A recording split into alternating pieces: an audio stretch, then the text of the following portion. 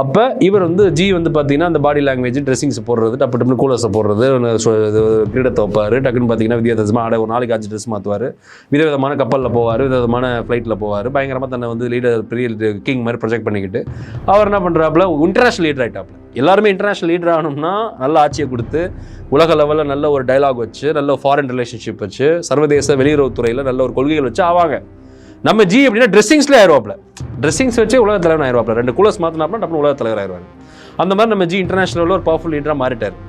மாறினதுக்கப்புறம் Adani G என்ன பண்ணுறாரு, நீ அப்படி ஆகிட்டே இல்லை, என்ன எடுத்து உலக பணக்காரனாக்குன்னு கேட்குறாப்புல. ஜி வந்து உலக தலைவன் ஆனோன்னா அதானி கோவம், நீ எப்படி ஜி உலகத்தில் ஆகிட்ட, என்னைய நீ வந்து உலக பணக்காரனாக்குன்னு உடனே நம்ம ஜி வந்து என்ன பண்ணுறாப்புல, இந்தியாவில் இருக்க பேங்க் இப்போ நீங்கள் வந்து என்னென்ன ஒரு சட்டம் கொண்டு வந்தாங்க இந்தியன் பேங்க்கில், இப்போ நீங்கள் வந்து ஃபிக்ஸ்ட் டெபாசிட்லாம் போடுறாங்க நிறைய பேர், நான் 100 கோடி வச்சிருக்கேன் 10 கோடி வச்சிருக்கேன் வட்டி வருதுன்னு, அவங்க எல்லாம் இன்னும் கொஞ்ச நாள் நாமத்தை போட்டு ரோட்டில் உட்கார போகிறாங்க. அதான் நடக்க போகுது. ஏன்னா இந்தியன் பேங்க் சொல்லுது, ஆர்பிஐ சொல்லுது, என்ன சொல்லுதுன்னா இனிமேல் நீங்கள் வைப்பு நிதி ஃபிக்ஸ்ட் டெபாசிட்டே நீங்கள் போட்டால் கூட சப்போஸ் ஒரு திவால் ஆயிடுச்சு அரசு, ஒரு எக்கனாமிக் எமர்ஜென்சி வந்துருச்சு, எக்கனாமிக் அவசர நிலை பிரகடனம் ஆயிடுச்சுன்னா உங்களுக்கு நாங்கள் 3 லட்சம் என்னமோ தான் கொடுப்போம், நீங்கள் எவ்வளோ பணம் போட்டிருந்தாலும் உங்களுக்கு குறிப்பிட்ட லெவலில் ஒரு சொற்பமான தொகை தான் கையில் கொடுப்போம், ஃபுல் அமௌண்ட்லாம் கொடுக்க முடியாது. ஏன்னா நாடே திவாலாகி நாடே பணத்தை இழந்துருச்சு.